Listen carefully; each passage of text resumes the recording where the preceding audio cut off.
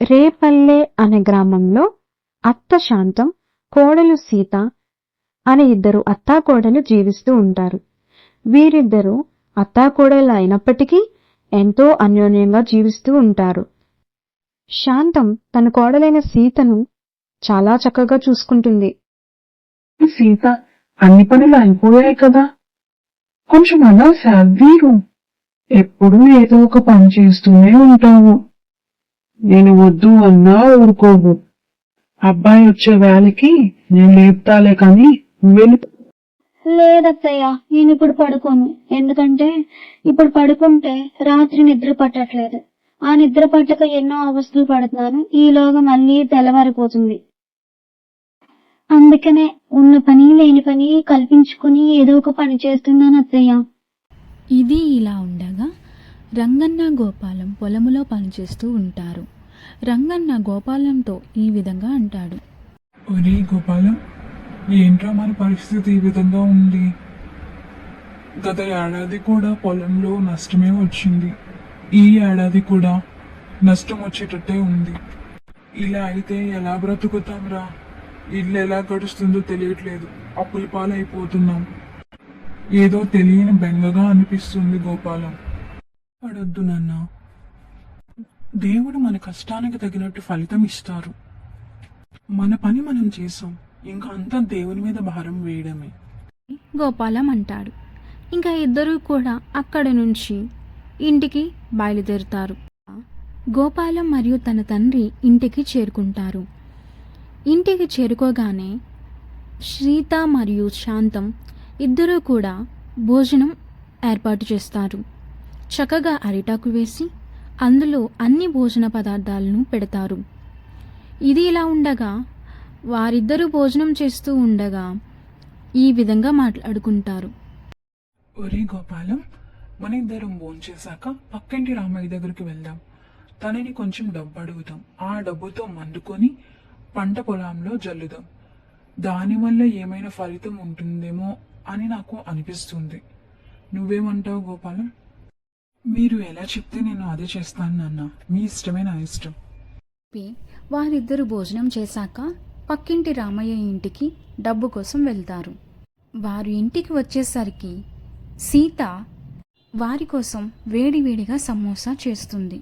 ఆ సమోసాను ఇంట్లో అందరికీ పెడుతుంది. సమోసా తిన్న సీత భర్త గోపాలం ఈ విధంగా అంటాడు. ఏమే సీత, సమోసా చాలా బాగుంది. ఇంత రుచికరమైనటువంటి సమోసాని నేను నా జీవితంలో ఎప్పుడూ తినలేదు. నువ్వే కానీ సమోసా బండి కానీ షాప్ కానీ పెడితే నీ సమోసాకి అందరూ క్యూలో నిలబెడతారు. ఏదేమైనా సీత, నీ చేతిలో ఏదో మ్యాజిక్ ఉంది అని సీతను పొగడ్తలతో ముంచెత్తుతాడు. ఆ మాటలు విన్న సీత చాలా సంతోషపడుతుంది. గోపాలం అన్న మాటలు సీత మనసులో నాటుకుపోతాయి. ఆ మాటలను పదే పదే తలుచుకుంటూ ఆలోచిస్తూ ఉంటుంది. సీతకు సమోసా అమ్మే బండి పెట్టాలని అనిపిస్తుంది. అదే విషయాన్ని తన అత్త దగ్గరికి వచ్చి చెప్పాలనుకుంటుంది. అత్తయ్య అత్తయ్య, నాకు ఒక ఆలోచన వచ్చింది.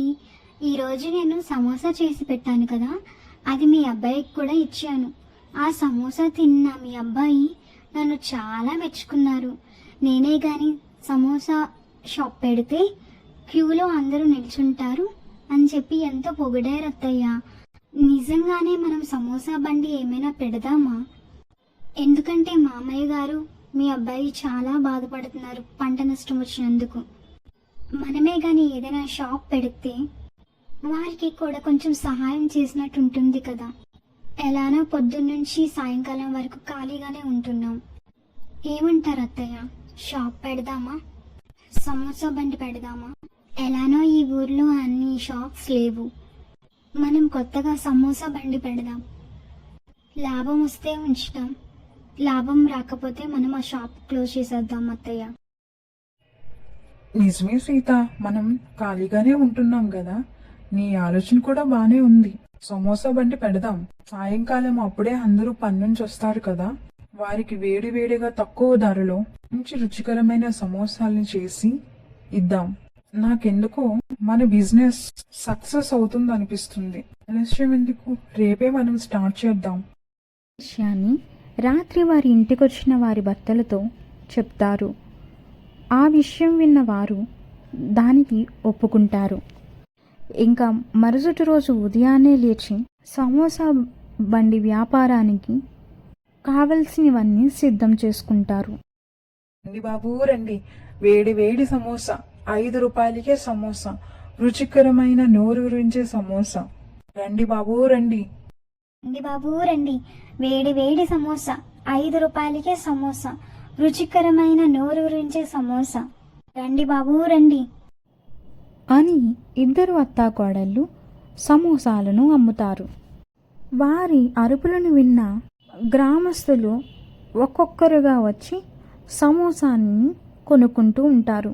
అత్తాకోడళ్ళ సమోసా వ్యాపారం కోసం ఈ నోట ఆ నోట ఆ గ్రామం అంతటా వ్యాపిస్తుంది.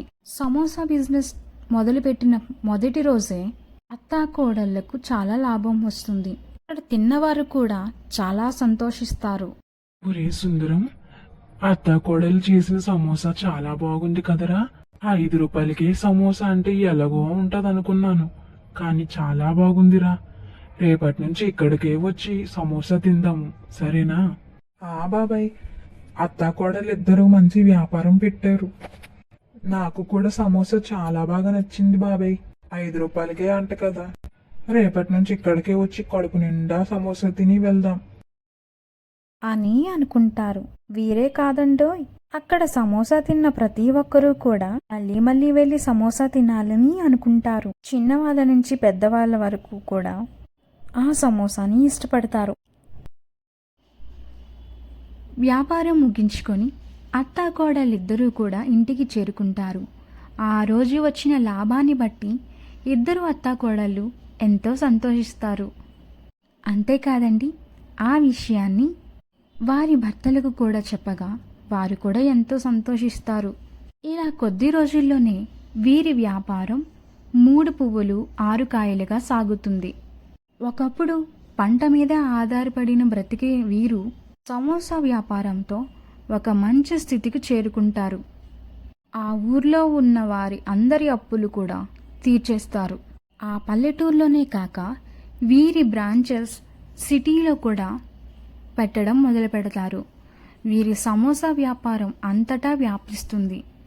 కుటుంబంతో అందరూ కలిసిమెలిసి సంతోషంగా అప్పటి నుంచి జీవిస్తూ ఉంటారు. చూసారు కదా ఫ్రెండ్స్ స్టోరీని. మనకు తెలియకుండానే మనలో ఎన్నో కళలు దాగి ఉంటాయి. అది ఎప్పుడైతే గుర్తించగలుగుతామో అందులో మనం నైపుణ్యత పెంచుకోగలుగుతాం. దాని వలన మనకి సక్సెస్ వస్తుంది. అంతేకాని ఒక కష్టం వచ్చింది అని చెప్పి దిగులు పడకూడదు. ధైర్యంతో ముందుకు వెళ్తే దేవుడు ఏదో ఒక దారిని తెరుస్తాడు. ఈ స్టోరీ మీకు నచ్చినట్లయితే please like, share, subscribe and comment. Thank you for watching Mani Stories.